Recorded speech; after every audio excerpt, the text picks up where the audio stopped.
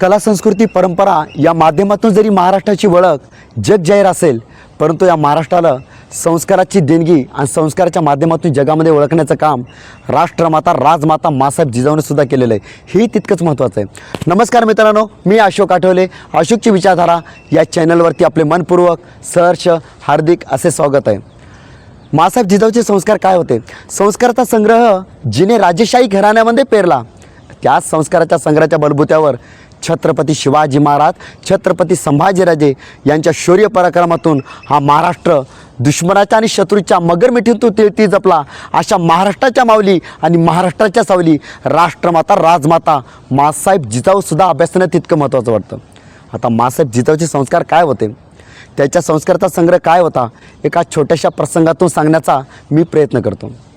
एका दिवशी फड भरतो, फडामध्ये ठरतं ती घोड्यावरती बसायचं, समशेरी मातीच्या उरात लोळवायची आणि धावत्या घोड्यावरून उचलून धरायची।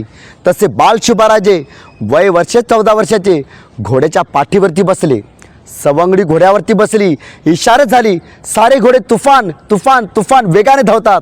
अरे बालशुभाराजे वय वर्ष 14 वर्षाचे घोड्याच्या पाठीवरती बसले, जशी वीज चमकावी तसे तसे तसे घोडे समशिरीच्या रोखाने धावतात। अरे बालशुभाराजाचा घोडा जसा जसा जसा समशिरी जवळ येतो तसाच बालशुभाराजाच्या घोड्याचा तोल निसरतो आणि बालशुभाराजे घोड्याच्या पाठीवरून खाली मातीत पडतात।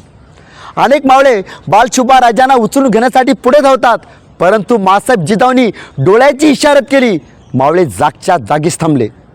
बालशुभाराजे उठून उभं राहण्यासाठी अनेक कोशिश करतात, परंतु नाकामयाब।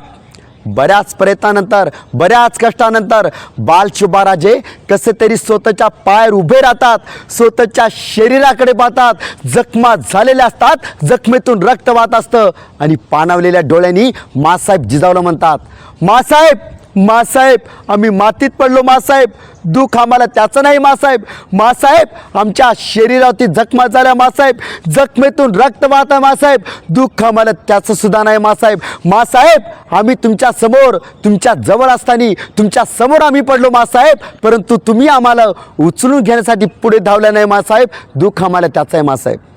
त्यावेळेला माँसाहेब जिजाऊ म्हणतात, अरे शिवबा, दुसऱ्याच्या साऱ्याने उभी राहणारी माणसं सतत नेहमी पडत असतात, परंतु स्वतःच्या पायाने उभी राहणारी माणसं कधीच पडत नसतात। हे शब्द बालशुभाराजाच्या वयाच्या 14व्या वर्षी काळजावरती कोरले गेले। तेव्हा कुठे 18 पगड जाती आणि 12 बलुतेदार यांचं स्वराज्य निर्माण करणारे भारतातील मध्ययुगीन कालखंडातील पहिले छत्रपती आणि हिंदवी स्वराज्याचे संस्थापक, अरे अमेरिकासारख्या जागतिक बलवंत देशालाही ज्याचा आदर्श घ्यावा लागतो ते छत्रपती शिवाजी महाराज या महाराष्ट्रामध्ये आले।